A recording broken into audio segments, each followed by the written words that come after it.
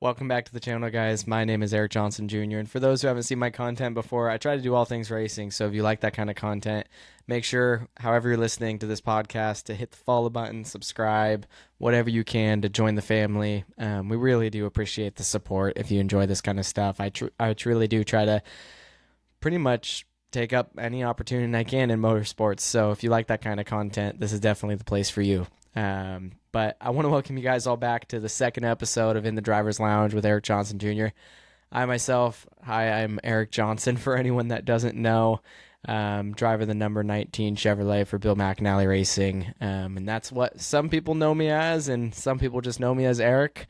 But yeah, no, I kind of wanted to stop there and just go back in time. You're going to see me kind of looking over, if you're watching the video form, all throughout this, probably to just glancing at my notes, because I wrote down a few topics that I just want to kind of follow along as structure. But kind of stopping at the ARCA stuff, because I want to go back to the beginning. That's the whole reason. If you listen to that first episode I put out, one of the main keys I want to do with this is kind of talk about how we ended up where we are today, and maybe some of my favorite stories along the way. So that's exactly what I'm doing. This episode, it's basically going to be about going from ground zero to living my dream and feeling blessed to do so, and everything in between. So I might have to break this into two parts, I would say. Wouldn't surprise me if I have to, just because of the length of the story. We're covering a couple years or more than that. So I don't know. We'll kind of just let this go as it goes, but appreciate you guys tuning in. So let's get into it. I'm just kind of crossing my fingers there that everything's recording right, and I'm going to be honest, I'm a one-man show, and I'm just trying to make sure this looks right. So I apologize if anything is not perfect. Hopefully the mic is decent quality. Like I said in my last episode, I spent a little money to upgrade. That way you guys had the best experience viewing and listening as you could, or at least that I could tell. But you can see here that it's all new stuff to me for anyone that's seen my studio or whatever you want to call it before. This is a little bit above my pay grade, so we'll see how it goes. But going back to the beginning, right? So for anyone that doesn't know, I am the youngest of seven. Youngest of seven siblings, and we're kind of what's the Brady Bunch? I guess maybe that's the best term to say. We're smashed together from different heritages and different parents, and yet we were all raised by the same two that we called mom and dad. And like I said, youngest of seven. It was a busy childhood, to say the least. My oldest brother, who is the oldest of the seven, he is 16 years older than me. So you can imagine with that age gap, I started seeing things at a really young age that he was doing, and he was raising a little brother at 16 years old that he never expected to have, and kind of a crazy ordeal. But it just happened to be the way it worked out. My dad, he had two children before he met my mom, and my mom had four of her own, and one thing led to the next. They ended up not with their partners that they were with prior, and happened to just cross paths. I think they told me on a newspaper's dating article, of all things. I don't know. I guess that's before dating apps or whatever you want to call them were a thing, but it makes me chuckle when I hear it. And so they got together and they had me. So back in 2003, little me pops out, and they raised the whole Brady Bunch, and we all love each other and spend plenty of time around one another to this day. But we just feel grateful for the challenge they took on, to say the very least. But yeah, that's where I kind of come from. I was raised in Southwest Washington, born in Vancouver, and raised in a little town called La Center. For anyone that isn't familiar with the area, La Center is like an old farmer's town, basically, right on this I think the East Fork of the river, right? Or is it the West Fork? And I'm just sounding like an idiot. One of the two.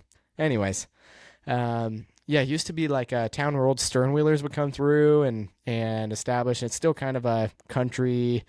It's mostly all countryside. That's where the most of the population is, and a lot of farms and animals and a small population. So definitely not a big town by any means. And I myself grew up out on this farm with 7 usable acres. I think it was like 10 acres total, but out in a little farm, and just kind of lived the regular childhood that the youngest 7 would. Didn't have a bunch of money growing up. My parents, they did an amazing job making it seem like we did. Whether it was for Christmases, they'd go spend $20 at the Dollar Tree for each kid, and make us all feel like Santa left us everything you could imagine. Meanwhile, they were just getting by, right? So they did an incredible job in the grand scheme of things, and we always felt loved and appreciated, which goes a long way, for sure. But yeah, K through 12 was a pretty regular experience for the most part, as you guys could imagine. Yeah, just never really was into racing as far as participating growing up. And that kind of leads into, where we started. So my dad, before I was ever born, he raced street stocks out at Portland Speedway. And for anyone that's not familiar, that's not Portland International Raceway, where the Xfinity Series and ARCA Series races now, IndyCar as well, and plenty more cars. Portland Speedway was a half-mile oval that was fairly flat in the corners, and was, unfortunately, I think, tore down early 2000s. But that's where, like, most notably, Greg Biffle got his start. So anyone that knows Greg Biffle, that's where he comes from. And for me, it was super cool to hear those stories growing up, like just following along. And my dad has a bunch of old VHS tapes, so right off the get-go as a kid, I remember like some of my earliest memories were seeing those. And they have a lot of photos of me back when he had the car, right when I was born, and I don't remember any of it, but a couple photos of me sitting in the car and whatnot. But my dad, he raced. Again, he didn't have much money, so he was just kind of getting by with what he could. And at the time, those fields were 70 plus cars on an average Friday night with 3,000 people in the crowd. And he was lucky to make the B main, and he did win a handful of races, more in the C mains and heat races and whatnot. But unfortunately, that was all he could really do with it before he had to sell the cars and settle down with 7 kids. So you can only imagine, how hard that must have been. But for me, I didn't know any different. I knew my dad drove race cars, and on the weekends he loved watching NASCAR. And for me, that's where it all started. Kind of just seeing it on the TV screen, and from practically the day I was born, I was raised in an environment that supported racing and NASCAR. And not only my dad, but a long history in my family. My grandfather and my grandma, they were all big race fans, if not racers. Yeah, they all loved it. So right off the get-go, NASCAR was always on, and I became a big fan of it. In some of the like earliest scrapbooks I have, I think I'm like, it's talking about me saying I want to be like the Red 8 car, being a big Dale Jr. fan, and that did not go away. I was obsessed with being a fan of Dale Earnhardt Jr. and had his memorabilia on my wall growing up, and I don't know how many T-shirts and die casts and you name it, just everything a fan would have, right? But yeah, growing up, I never really thought racing was even something obtainable. I was just a big fan of it. But around 8-9 years old, that's when it really switched to the driver's perspective. And my parents, they got me. I loved playing Xbox growing up. I was never really good at much in school and didn't have a ton of friends, so played a lot of video games, and whether it be Halo or Minecraft or whatever it was popular at the time, Modern Warfare, playing Call of Duties, and you name it, right? But that's where I spent a lot of my time with my friends, right? Was playing online. And being a NASCAR fan, my dad got me NASCAR. Well, I can remember the first one, I think, was the 2011, and then I got the 2013 Inside the Line or whatever it's called, and NASCAR 15. And when I got NASCAR 15, that's what really drug my attention to driving, because I got my first steering wheel pedal setup, and I can't tell you how many hours I played on that thing. I mean, like, really. it was, to most people, probably unhealthy to say the least.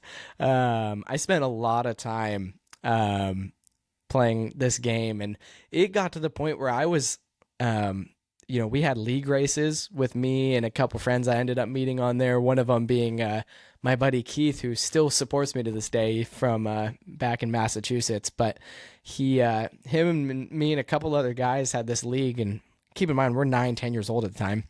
I'm now 21.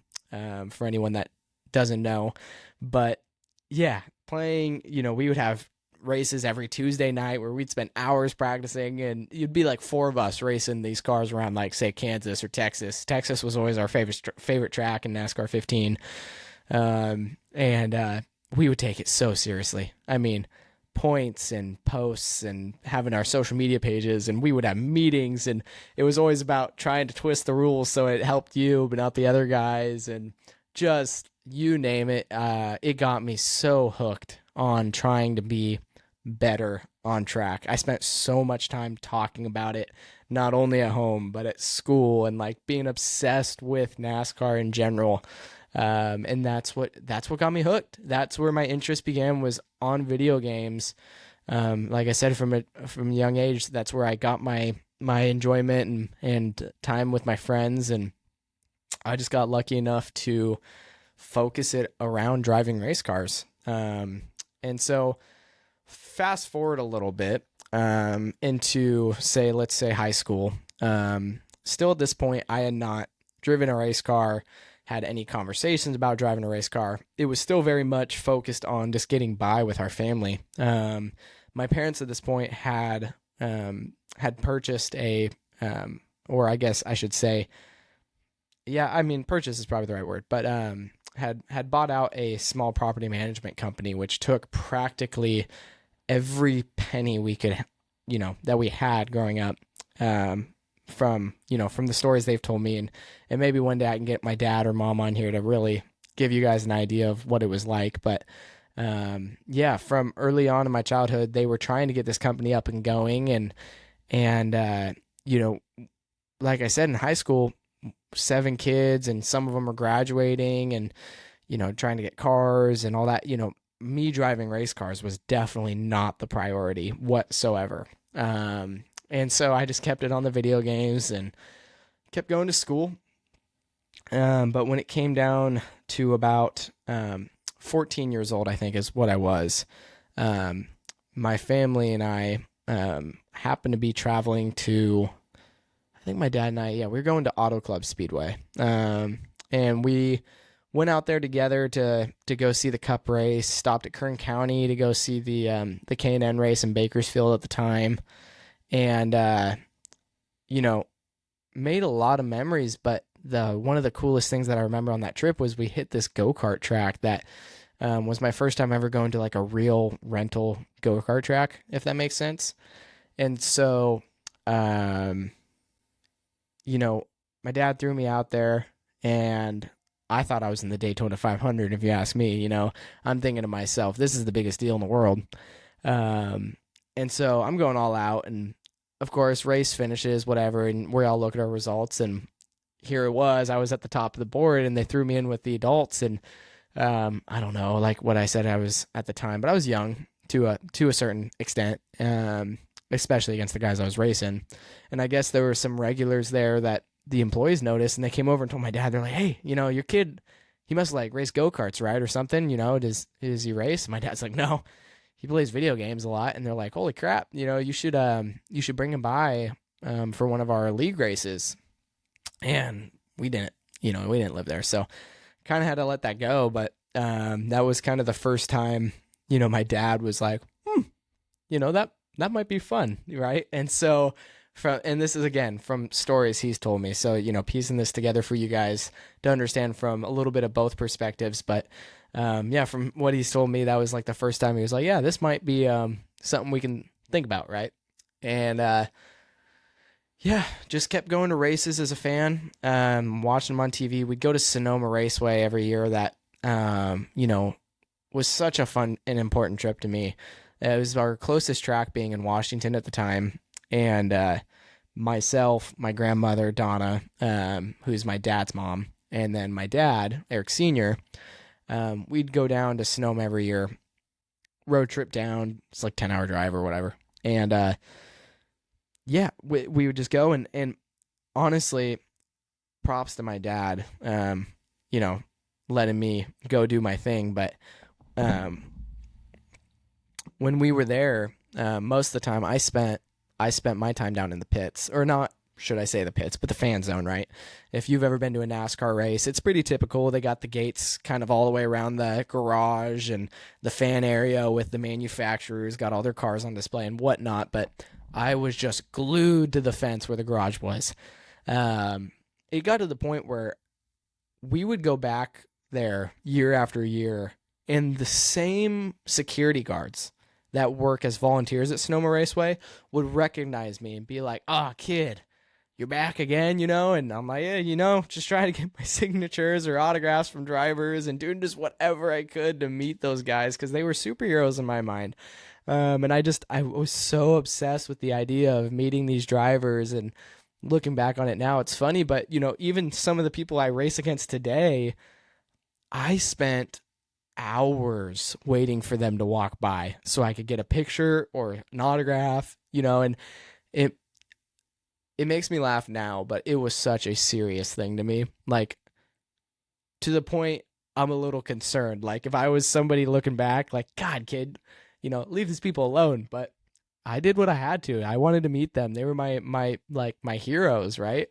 Outside my parents, these were people that I thought were like untouchable, and I had to meet them. So that was always fun going down there. But when I was 15 years old, let's get, we're far enough into this. Let's get into me actually driving some race cars. So when I was 15 years old, that was the time where things were finally going well enough in the business, and my siblings had moved out, and things worked out in a way where we had just enough money to get a car. And I mean, nothing more. We bought a baby grand stock car. My dad went out and did this on his own, did his research, and came back one day, and I literally got a text on my phone saying, "This just happened," with a picture of the car.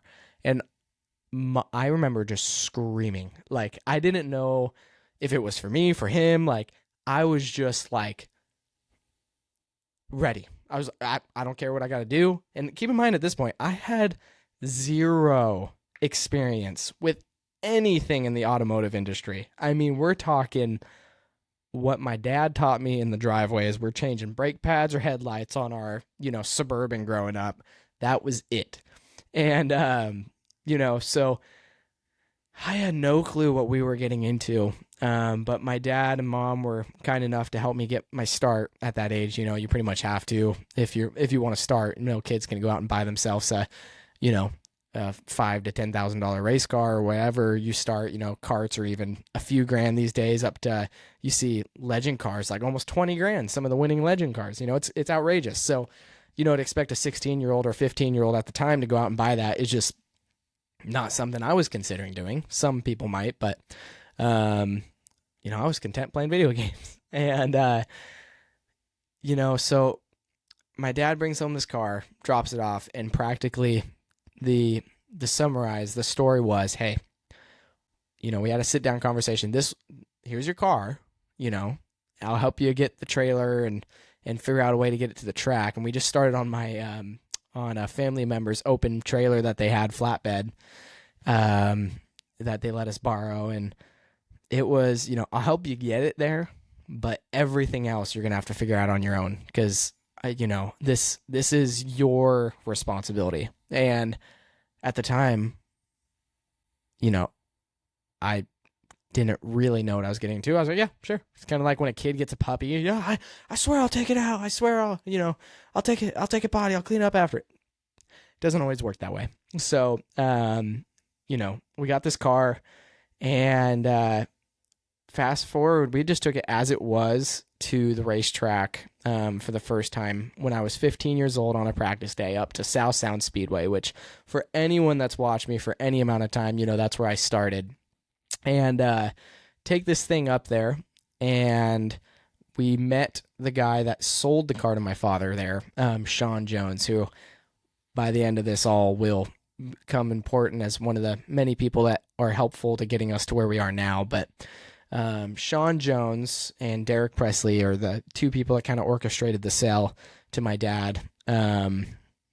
We met Sean up there at South Sound. My dad, my brother Andy, and myself, we went up there, and I had no clue what I was getting into.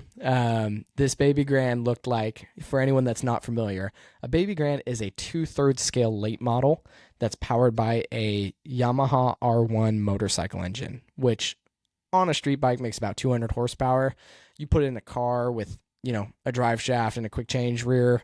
Once you start putting the weight of the car behind it and everything on the dyno, I think it comes out to closer like a figure of like 170 ballpark. But, it's still a lot of power for a car that only weighs 1,500 pounds.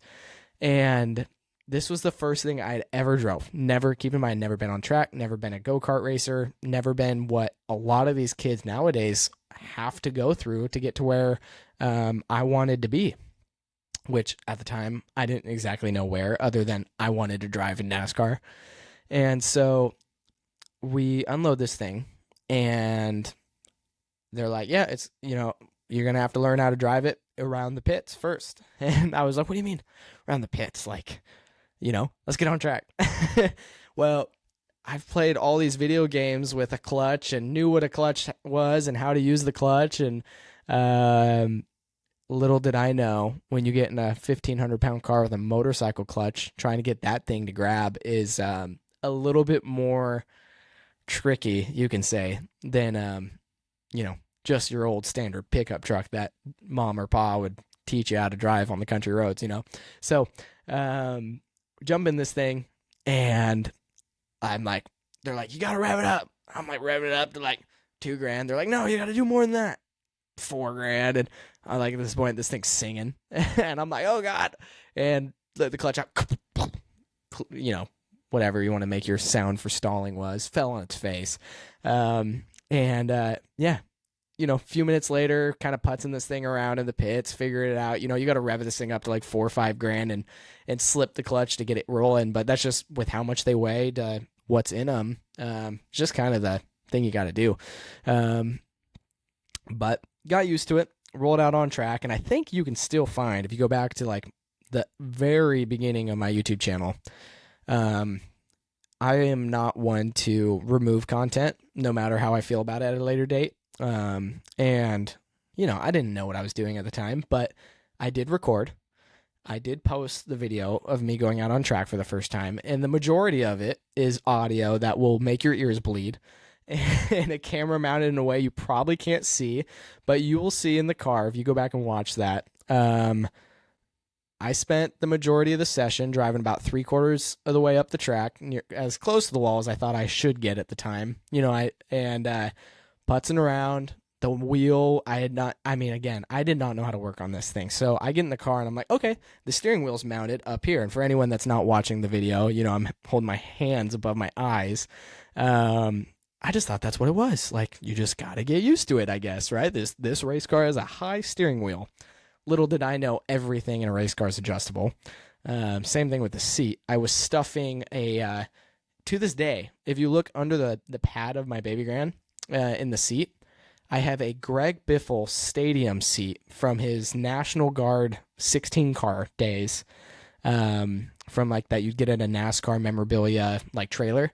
I had an inflatable stadium seat, one of those cushions you put under on a grandstand, shoved underneath the cushion of the seat, because I got in the Baby Grand and it was just mounted to the floorboard, and I'm like, I can't see anything, so I just put a little cushion under there, and that's what I did. And that's kind of how a lot of guys start, right? You just make things work. And anyways, video's out there if you want to see it, but practice went as well as you would expect a kid driving a race car for the first time on an oval would go. Never spun the car out, which was good. I guess that's a plus. Never hit anything, and the car ran good other than a small oil leak we had to deal with. That I can remember. And yeah, it was at the time, the best day of my life. I mean, I was Dale Jr. in my mind. I did it. I was out there, and in my head, I was going like 150 plus. Realistically, I was putzing around at 60 miles an hour. But, that's where you start. And for anyone listening, if you're wondering how to get into racing, just know nobody knew what they were doing when they started. I don't care who you are and where you come from. You might have more resources, but nobody knows until you know. And you have to go out there and just do it. And you will look like a fool, and you will look like you don't know what you're doing. And that is just part of the process. And I had to learn that the hard way. And me being so competitive, it was hard to accept. So we just decided to go for it. That was in early 2018, the end of 2018, I think, is when we tested that car. And the season opener of 2019 was when I made my official racing debut at South Sound Speedway in a baby grand stock car, racing against a bunch of, anything from high 20s to low 40-year-olds. Probably a car count of, I don't know, 10 at the time, somewhere in there. And just went out there and took the green. And again, all this is on my YouTube channel, I think, for the most part. You can go back and find them. And it may be hard to figure out which race is what, because I didn't, at the time, know anything about editing video. And, all that had to come along at some point. But I did my best. And they're still up there because of that. I didn't want to remove them because I thought, I can make a way better YouTube video now than I could back then. Well, at some point, I'd like to think I have kids or something down the road that want to see that first moment. And see how bad their dad or whoever really was, right? Just like everyone is when you start, that's just how it goes. And it makes me laugh going back and looking at it. But we raced our first race, and our first season was literally just about learning how to drive the car. And I apologize if this is dragging on, but again, for the purpose of this podcast, I thought it's really important just to take the time and explain all this for whoever wants to listen, because this is really our story, and I think it's important for people to get the full idea to the best of my ability. So I'll keep going with it, but I just it was a season that, like, of course, I would remember forever, and I thought I was on top of the world. We went out there our first race. I think we finished one lap down, like 6th or 7th place, because a couple cars broke. And we spent our year just like not adjusting a thing. The car was really tight in the beginning, and with the power free off, just because I didn't know how to use my right foot. And Sean Jones, the guy that helped me, just made a clear effort of, look, kid, he really wanted to make a point of, I'll help you get this thing on the track, but we're not going to touch it. We're not going to adjust it. You're going to go out there and learn how to drive it. And meanwhile,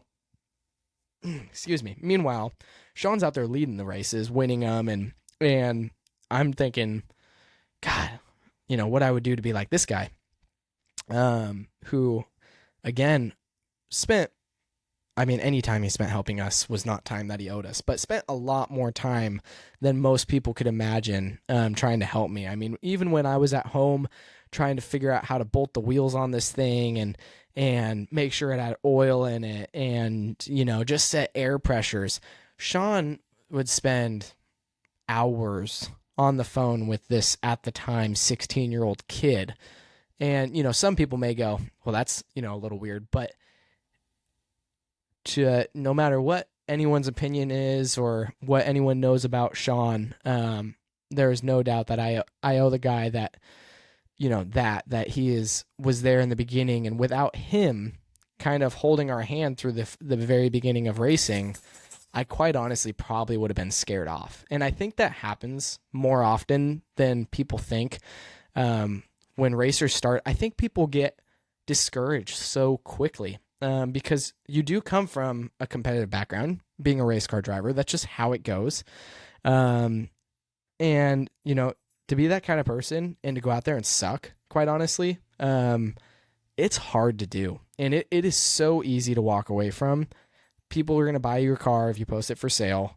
And once you get rid of everything, it's so hard to get it back. And I've seen it firsthand. I've heard stories of it happening, and sometimes it can be a a cutthroat world out there when you go to the racetrack and you don't have anyone helping you.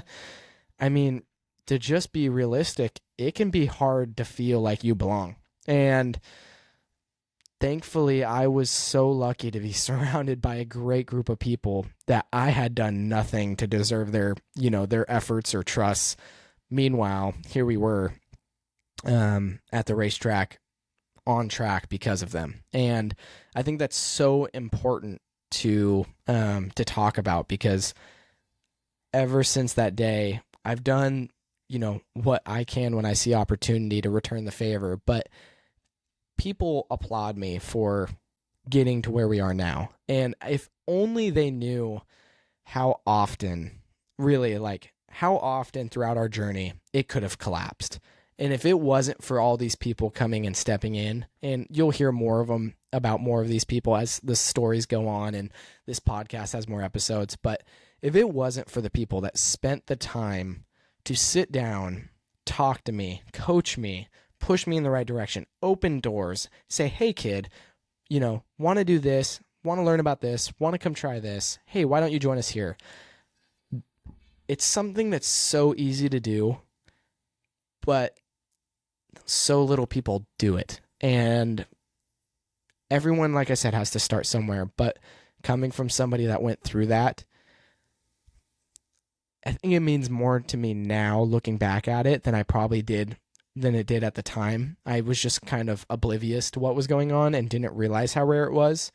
But being, through what we've gone through now and where we're at and where we sit currently, that's, a rarity in racing sometimes. And there's a lot of great people in racing. Don't get me wrong. The racing community is incredibly generous and kind, but it can be very, very aggressive and, quite honestly, just, excuse my language, but it can be a shitty world sometimes out there. People can really treat you poorly to benefit themselves. And so I really appreciate it looking back, and I hope some of these people listen. But if I haven't had the chance to say it, I'm so grateful that we got lucky enough to be surrounded by these kind of people, because it's what gave me every opportunity I currently have to this date. And yes, I had to walk through those doors, right? But still, I owe so much to those kind of people. And moving on, we raced the beginning. Like I said, Sean just kind of made sure the car could get on track. And other than that, I spent the year chasing this thing around, and slowly, all of a sudden, a few races in, we're finishing on the lead lap. And then, all of a sudden we're racing for fifth. And by the end of the first season, we kind of had our first pivotal moment. I got my first podium. I remember the race so vividly. I was racing with Kurt Boyle in the Red 15 Baby Grand. And again, this is on my YouTube channel at some point if somebody ever wants to go find it.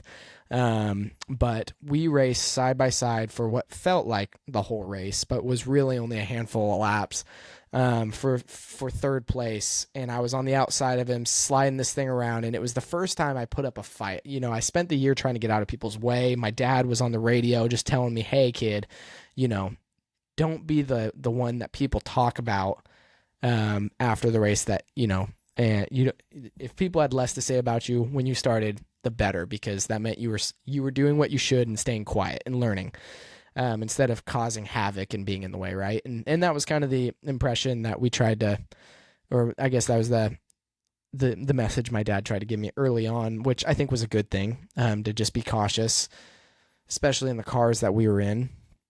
But to go out there and finish our year rounding off of the podium, it really made me feel like, hey, like, I still know I'm not the best. And I had that conversation a lot with Sean, but I was like, it just feels so good to see the improvement, and for me, it made like what I dreamt of just feel like an ounce closer to obtainable. And at the time, I want to emphasize, I did not think that we would ever race in NASCAR. We would ever race full time, in other people's cars. I didn't think we would ever have the chance to race in anyone's cars in general, other than our own that we were bringing to the track that day. And, it just, that third place, I remember feeling like it was such a win in my book. And, ended out the year with a podium, rookie of the year. We were racing my buddy Potts at the time for rookie of the year. Managed to squeeze that out, and that was just a season I'll never forget. It took 35 minutes really to get you guys here to where we are now in this episode, but I thought it was important to share back on that first year and really break down how we ended up where we were, and maybe some of the key people that were around us. But I just felt so lucky to have, the chance to get out there, and I had such a passion to get better. I didn't even think of like what I was doing was, notable in any means. I just thought I was just some kid that was just doing what he loved. And, just like somebody playing basketball or soccer would go to practice, me working on the cars or practicing on the sim. I didn't think it was anything like, worth talking about. But looking back, one of the biggest things I always hear is just the passion people saw early on, I guess. And, I really do want to try to stay as humble as I can while talking about all this, because I don't want to come off as, arrogant or, that I think super highly of myself in any way. But, I guess from what I've heard, that was the biggest thing that attracted those people that wanted to come help, was just the passion. So, anyone listening, I think you have to act at the racetrack how you want to be treated. And I think that goes a long way of, in life too. But, just treat people how you want to be treated. And eventually, naturally, you're going to sort your way to be around people like you, that people want to, with the similar mindset, that just want to be better. And that's kind of how I've always treated things, is if I just surround myself with people maybe that aren't proven to be the best, or, that aren't super popular or whatever it may be, but as long as they just cared as bad as I did about getting better and about the sport I loved, I was, and just about being a good person, I felt like that was my group. And I think that's how we met a lot of the gems that we have up to this point. And that's, no matter who it is, I think it's just, you're lucky to find somebody that will treat you well at the racetrack. And so, don't take it for granted, right? But unfortunately, our second season is when COVID-19 hit. So, I just bumped my camera for anyone watching, so sorry about that. I'm still new at this and fidgeting as I'm trying to do this. And I think I'll get more comfortable as time goes on. So these first couple episodes, bear with me. But, like I said, trying something new, right? So anyways, back to the point. Second season was killed by COVID. Fortunately, the COVID-19 outbreak, you can say what you want about it, but it put everything on hold, obviously. And for me, I don't know. I didn't think much of it. And to now, I don't think it really had an effect on where we're at. I think it did on a lot of people, in many ways, not just in racing. But for me, luckily, I was fortunate enough to not be heavily impacted by it. We still got to race by the end of the season, which we ran well. Got a couple more podiums in the few races we were allowed to run. Never won, really. Oh, forgot to mention, in our first year, we did win. One heat race. That was it. They started me out front. That was one of the most important things I wanted to touch, was by the end of that was something that also just made things feel possible, was on, I think it was July 6th, 2019. I don't know why that sticks with me so heavily, but July 6th, 2019, the Baby Grand heat race at South Sound Speedway, they put me out front, and I got lucky enough to finish there. So, whether it be the guys behind me taking care of me or not feeling like the heat race was the place to go push, but we won a race. That's all I cared about, right? I was like, okay, I can die now and say I won a race in a race car. Nobody can take that away from me. So, I thought that was important to go back and touch. But the COVID year was what it was. We just didn't have much opportunity, and we spent that time thinking about, what can we do to make our third season of Baby Grands any better? Because in a way, we kind of felt like we were under-equipped. If you looked at our car versus these other drivers' cars, our motor was outdated. The shocks at the time, I had no clue what any of this meant. I was just driving the car, and I thought I was in the same dang race car that everyone else was in. But come to find out, the shocks that we had were just what they had sitting on the shop floor and bolted on at the time when they sold it, respectfully. I mean, I get it. But two of the shocks were blown out, and we just had whatever was in the car is what we ran. The motor, like I said, being outdated, made less horsepower, and at the time wasn't tuned or anything. So we spent a lot of time talking to Sean about, what can we do to level the playing field. And Sean was always a spokesman. He'll tell you, he always told us that first year, hey, if you really want to go win races, the best way to do this is you need to get a shock package on this car. You need to update the motor. And to us, we're just like, it has shocks. It's got an engine. Like, why do we need to do that? It's a waste of money. We get it may not be the best, but like, it can't be that big of a difference, right? So we do it. We listen to him. For whatever reason, my parents bit. They let us spend some money, and we picked up a motor off of a wrecked motorcycle off eBay. That was the motor that went into the car. Sean came over, helped me build the exhaust for it. And I say help me. He built the exhaust for it. Pieced this thing together out of different pieces of exhaust that he had from previous cars, as he practically built all the cars in the series. And we got this thing slammed in there and put a set of shocks on it, built by Nick up at South Sound Speedway. It was a set of QA1s, non-adjustables, and just adjustable coilovers, and went out there to our first race just thinking, okay, this is it. This is the season where, the conversation my dad had with me, no pressure, right?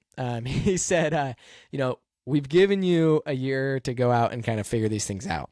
And nobody really cared what you finished as long as you didn't tear the thing up. But you did good for the, in the grand scheme of things. Didn't tear the car up, so that was good. But he said, this is really going to be the decision maker if we keep doing this is we're going to give you the equipment that everyone else has. And to me, I was thinking that, okay, like, I don't know, the car's going to just probably drive the same, and I'm probably going to go out there and do the same thing, but all right. Maybe I'll learn enough in the year to make it look like I should be doing this. And we showed up at South Sound Speedway, first race 2021.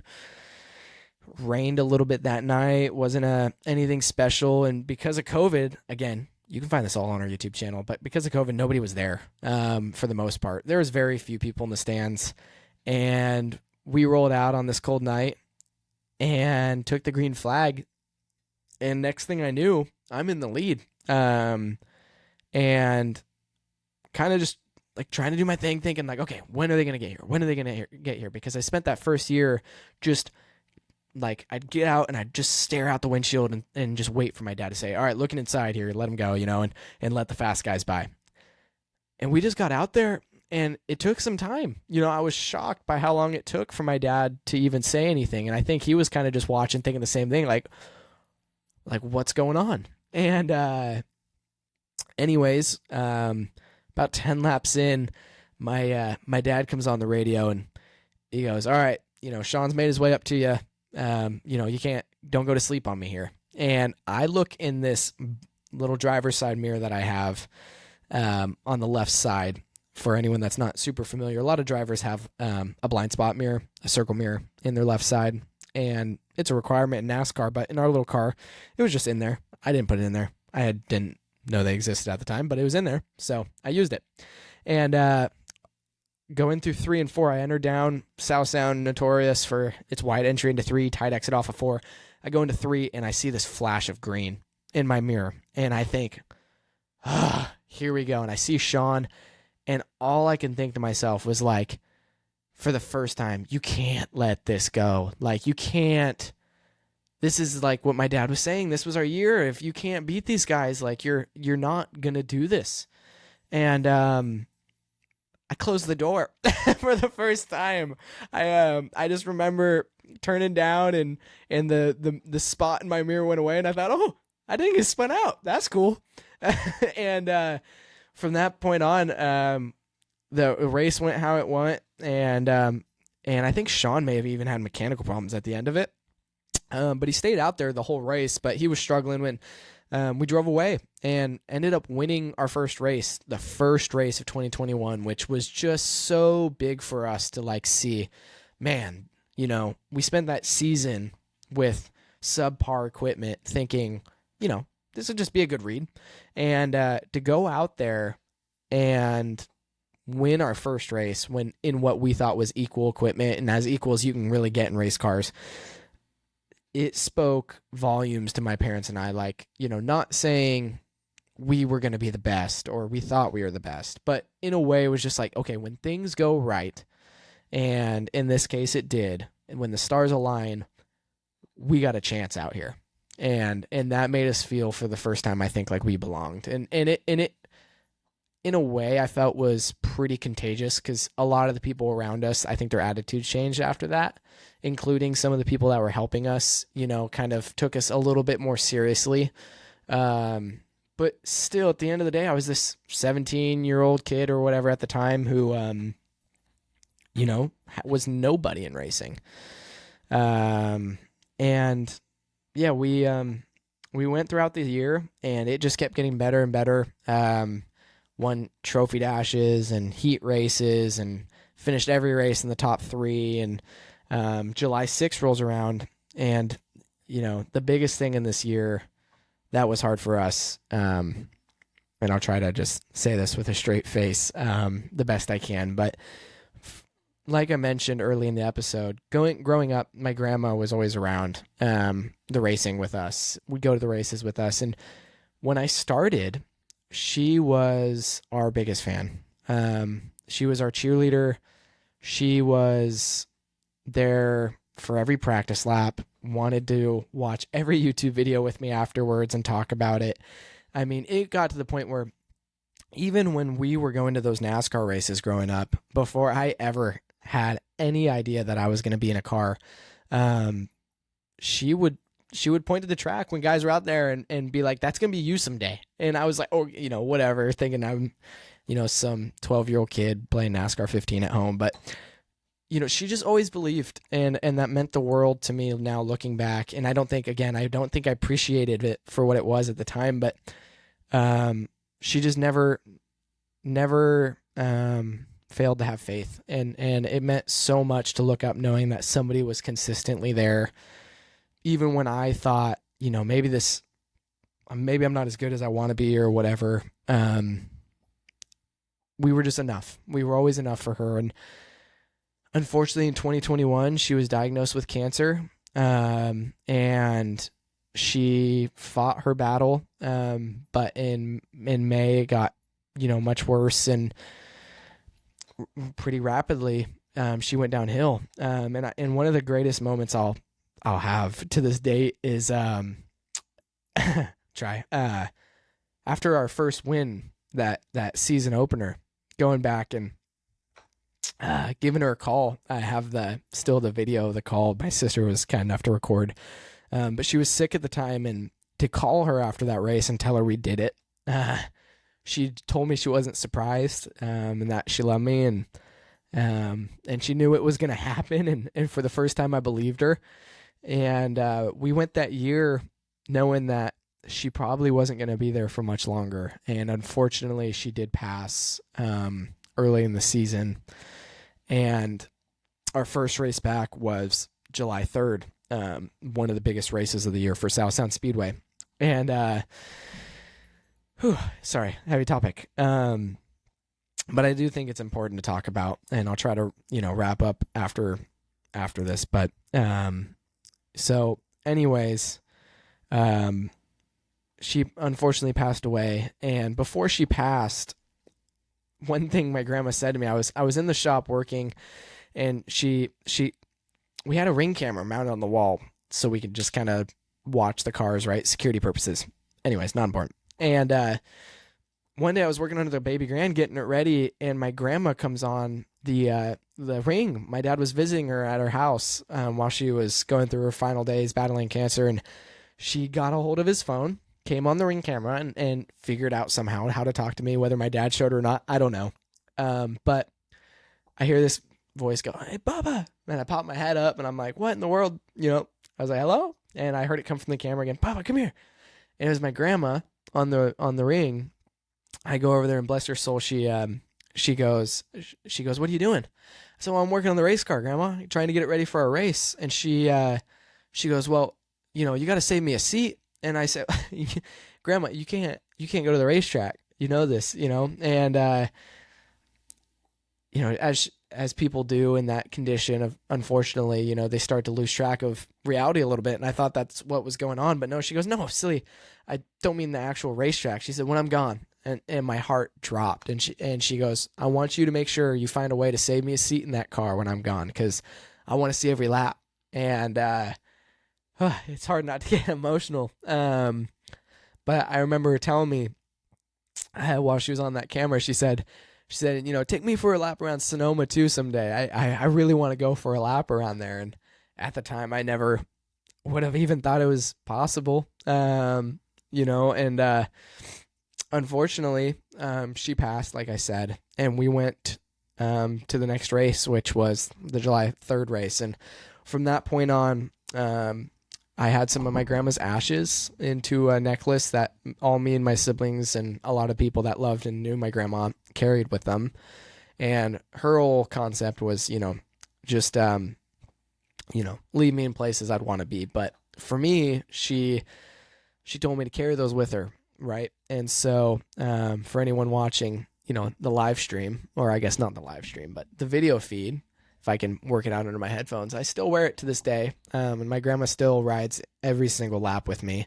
And it is something I am so proud of. And a lot of people might think, one thing or another, but for me to carry my grandma with me the way she wanted and for her to be there for every lap is something I will cherish. And there might be a time where I feel it's no longer needed. But for now, I know she's the greatest spotter I could ever have, watching from above. And that's how I always try to describe it. But we went to that first race just with a heavy heart.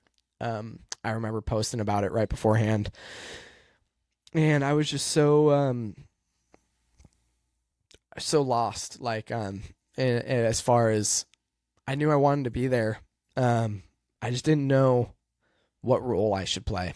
If I should just get through the day, if I should just, let it be what it is. And the moment where it kind of just came clear to me, I remember they lined me up, I think second place for the trophy dash or something.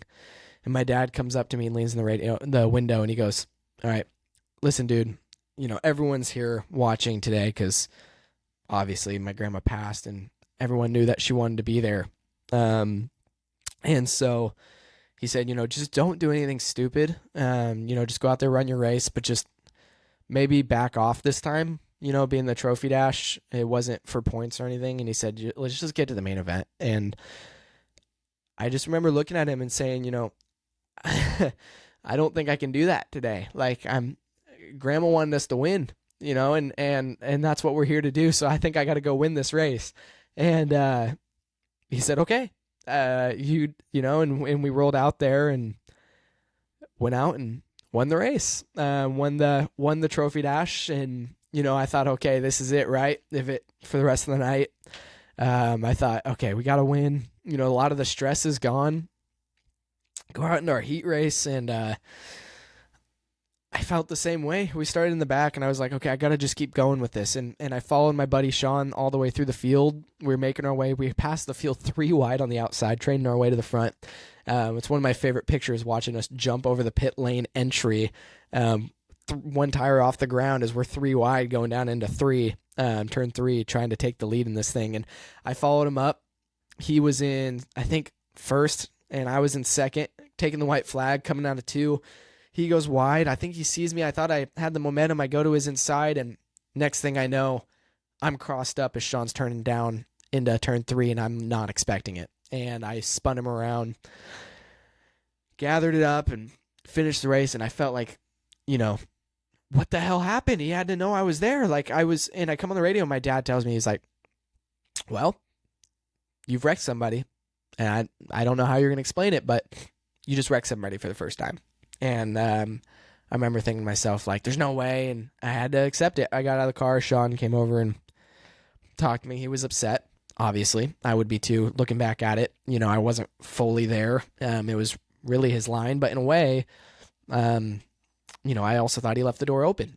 And to me, last lap, if you're going to do that, you got to be ready for what's going to come. And so we talked about it, got over it. But we went out and lined up for the main event, and you could just imagine the emotions at this point in the day. I'm boiling and everyone's at this point thinking about, one, what's Sean going to do? Is he going to race him clean, or is he going to race him differently now? And in the back of our minds, we still all had my grandma. That's what we're here for. And they started me in the back of the field, took the green, and just one by one kind of worked our way forward, passed guys on the outside, and finally got up to the leader. Brendan was leading at the time, Derek Presley's son, and made the move into 3, got underneath him, took the lead, and, rest was history. We ran away with it, and by the end of the race, had about a straightaway lead, and I remember seeing the white flag going down. I took the white flag and going down the back straightaway. It was the first time, and I'm not a super religious guy in the grand scheme of things, but for whoever believes in that, it was the first time I felt like I could feel my grandma's presence. It almost felt like somebody just wrapping their arms around me and saying, however today went, it's gonna be okay. And I broke into tears. You can see it in the video if you go back and watch it. I didn't know what else to do. I just started crying, and took the checkered flag as a mess going down the back straightaway after we won the race. I told my dad, all I could say was this is for grandma. Like, I don't know what else to say. Like that, and I just remember telling him I loved him, and it was probably the best day of my life, I would say. Obviously there's been a lot of moments up to now where things have happened that people would say arguably should be the best day of my life. But for many reasons, I think that one was one I'll never forget. And I think the hardest part, again, trying not to get emotional, the hardest part was getting out of the car. And first thing I wanted to do was call my grandma and tell her that we won, like she was last time, I wanted to hear that she was proud. And, unfortunately, I just had to accept that we gave her the ride she wanted, and was grateful to have her. That feeling down the backstretch in my mind, I was grateful to have her there. So, whew. Come on, Eric. I'm sitting here in my room making myself cry, but anyways, shoot. So that was our third year in Baby Grands. We wrapped it up with 9 wins, a bunch of podiums, and a bunch of trophies. And we always intentionally missed 1 or 2 races a season so that we weren't in the championship hunt, because that was something that was really always important to my parents. Was they didn't want us having to deal with the stress. And my dad knew at the time. I didn't understand it. I was like, oh, why we got to miss a race? I want to race. Excuse me. He would always intentionally have us miss a race because he knew how some drivers get when it comes down to battling for points. Things can get ugly fast. And so we always would step back and keep ourselves out of the championship hunt. So didn't win the championship, but had plenty of wins to show for it. And that was by far, I think, the most monumental year in success-wise in our racing was that last year in Baby Grands, which to many people probably isn't that important. But to me, I changed so much in that season, and my mindset changed so heavily from the loss of my grandma, from winning for the first time and feeling like it was possible. And yeah, it was monumental for us and where we are today. And I met a lot of great people through it, but that pretty much ended our Baby Grand journey. I'll go into the next episode kind of talking about what we did from there and maybe some of the things that happened that I kind of skipped over, but that was where we started. That was our beginning of our racing journey, and I feel lucky for it. I'll never deny that. Baby Grand, I will never get rid of that car. It is my baby, and it is not the prettiest of our cars. It is not the most well done, but it is, by golly, my baby, and I hope to have it for the rest of my life, but, we'll see what happens. So, anyways, I'm looking at my timer. I apologize if I'm looking constantly at my notes here for anyone watching, but again, just trying to figure out the best way to do this. But I'm going to wrap this up. This might be one of the longest episodes I do, and who knows, maybe normally they're going to be an hour long, but I want to go ahead and end it. So I appreciate you guys listening. If you enjoyed it, please somehow follow, subscribe, hit us up on our social media channels. You can find me on Instagram at ericjr.racing with a period after junior, and YouTube, Eric Jr. Racing, spaces in between them all. And pretty much you can look up the name everywhere else and probably come across our channels. But no, I feel lucky for this. I hope you guys enjoy this new version of kind of face-to-face conversation and extending and elaborating on things a little bit more. But last of all, I want to just thank our partners, Key Property Services, who's of course been there with the longest, our property management company. But also our partners that have been there through it all, Valleyscapes Landscaping Solutions, who came on to support us in the Baby Grands, all the way to now with our ARCA Racing, Pacific Office Automation, Kindness 911, Chuck Jones Automotive, and everyone who helps make things possible, Bill McAnally Racing, Chevrolet. We just feel lucky to do what we do. And I won't probably make the segment at the end to thank each and every one of them every time, because I don't want you guys to get tired of it. But when it matters, being the first episode talking about where we came from, if there's anything you guys take away from this, it's I want you to know I couldn't have done this alone. And so big thank you to those guys. Please, if you have time, go out of your way to make an effort to reach out to them on their social media channels or however it may be that you can get a hold of them, and just thank them for letting us do what we do. And support them, because we could not do this without each and every one of them. Anyways, without further ado, I hope you guys enjoyed watching. Thank you to joining me in the driver's lounge, but until next time, take it easy.